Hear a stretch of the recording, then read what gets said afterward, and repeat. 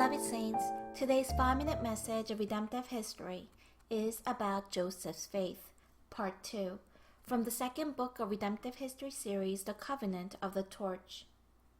Last time in Part 1, we learned of the faith of Joseph, who was the fourth generation of faith from Abraham recorded in the Covenant of the Torch. He was used by God and he fulfilled the covenant.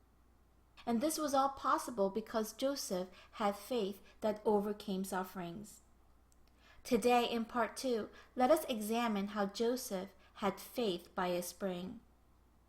In Genesis 49 verse 22, it says, Joseph is a fruitful vine near a spring. Here, the phrase by a spring in Hebrew means just above the spring or next to the spring. This indicates how Joseph's life never panted from the lack of water, but was abundantly renewed with living waters. The reason is because his roots were deeply planted in God, who is the fountain of living waters. In other words, Joseph had a God-centered faith that prioritized God first.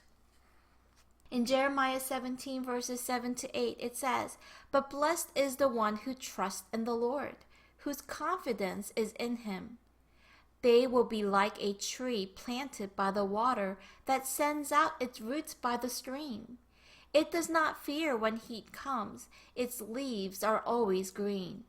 It has no worries in a year of drought and never fails to bear fruit. So what is this faith by a spring or a God-centered faith that Joseph possessed? First, this faith rejects temptation. When Joseph was in the house of Potiphar, who was an officer of Pharaoh, he was seduced by the wife of Potiphar, and at that time Joseph refused firmly at once. In Genesis 39 verse 9 it says, There is no one greater in this house than I, and he has withheld nothing from me except you, because you are his wife. How then could I do this great evil and sin against God? Joseph always considered and thought about whether his actions and deeds were sin before God.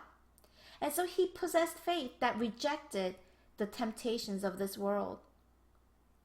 Second, this faith by a spring reveals only God and none of himself. Joseph was imprisoned after being falsely accused. And at that time he met a wine steward and a baker of Pharaoh. These two men had a dream, and they were troubled when they woke up because there was no one that would interpret their dream for them. At that time, Joseph did not reveal himself, but he only revealed God and glorified him.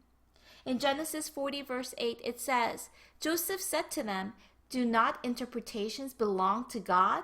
Tell me your dreams. Joseph revealed only God and none of himself. Even when he was interpreting Pharaoh's dream, he replied, God will give Pharaoh a favorable answer.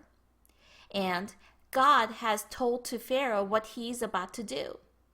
Thus, Joseph exhibited well his belief that all matters are in God's sovereign hands and in his hands only. In Genesis 41 verse 16, it says, I cannot do it, Joseph replied to Pharaoh, but God will give Pharaoh the answer he desires. Beloved saints, let us always consider and think whether our deeds and actions are good or wicked in the eyes of God. Let us have faith that rejects temptations of this world immediately. This is the faith by a spring. Also, let us not reveal ourselves, but only reveal our God. Today, let us be like Joseph, and with this faith by a spring, or a God-centered faith, let us have a day of victory. I bless in the name of the Lord.